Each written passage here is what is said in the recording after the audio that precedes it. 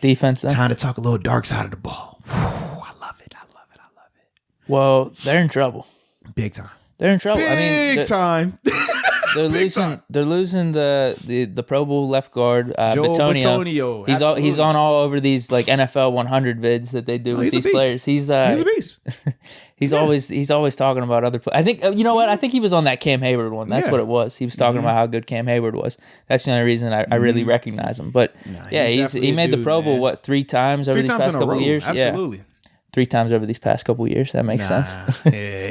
3 times out of 2 years. Three in a row, baby. Balling. But so he's gone, and we're getting our guys back. So, and along with the fact that for the second week in a row now, their whole right side of the offensive line is still listed as questionable in terms of Jack Conklin, their right tackle, who is good when healthy.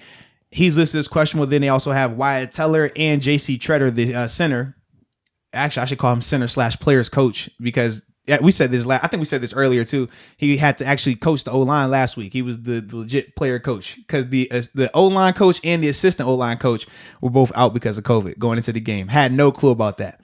Yeah, I had no clue. I had no clue. Hilarious. The only reason I found out, we were talking with one of the Browns beat writers on another show I do, and he was the one who was kind of like pointed out. He was like, "Man, they already had like crazy adversity last week with these people and that people." He was like, literally, J.C. Treader, the center/NFL PA president, was the player coach as well. He's literally, we're going to play there. We're going to come on the sideline and make adjustments. Yeah, he was doing all that. So I was like, oh, this is nuts. But yeah, man. So knowing that, like I said, from center to right tackle, all 3 positions are listed as questionable, you already have to assume, well, TJ coming back. TJ is on a defensive. I mean, he's a defense player of the year front runner, man. Like he's on that type of trajectory right now. This is going to be a tough matchup for Conklin if he was healthy. But now you're talking about him being questionable. Yeah, it's going to push him to his limits, man. And then you still got Tua, who's going to be lined up on that guard. Obviously, on the backside now, you're not going to get Cam versus Bitonio. You'll get Cam versus Michael Dunn. That's the guy they have slated to start right now. So, and when I asked the beat writer about Michael Dunn, he said that he, decent, but he's nowhere near what, but like that drop off will be felt. He says he feel like Bitonio not being out there is viewed the same way as Stefanski not being on that sideline for Baker. That's how they're viewing that loss of him. They think it's very significant. Absolutely, man. So that's, like I said, that's from the Browns beat writer. That's his words, not mine. I'm just relaying the message, baby. But yeah, that's definitely how he painted a picture for Bitonio as well. Okay. Yeah. I know they didn't have Chubb in our first game, but I'm thinking with our guys being back and these injuries and people missing in their lineup, I think we're going to be doing pretty decent against the run here. My biggest thing is this. The success they had on the ground last week, it was due to players that are going to be playing this week. That's my only concern in terms of some of the missed tackles and terms of some of the miscommunication. Absolutely. Absolutely.